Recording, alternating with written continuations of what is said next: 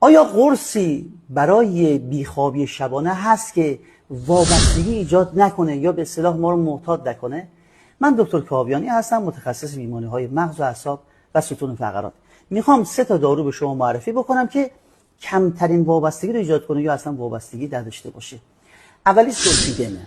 زولپیدم مفید برای افرادیه که در شروع خواب مشکل دارن یا در طی خوابهای بریده و منقطع دارن و این زولپیدم برای موارد حاد استفاده میشه. دومیش زالپلونه. قرص زالپلون حتی نسبت به زولپیدم وابستگی کمتر ایجاد میکنه، اما فقط مفید برای افرادی که در شروع به خواب رفتن مشکل دارن. و سومیش ترازودونه.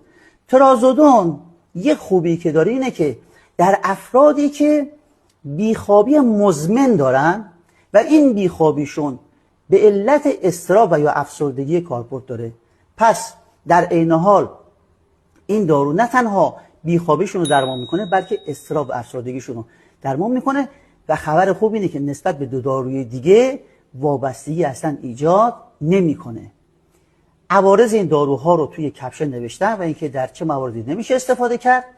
لطفاً این پست ارزشمند رو برای دوستان و عزیزانتون ارسال کنید.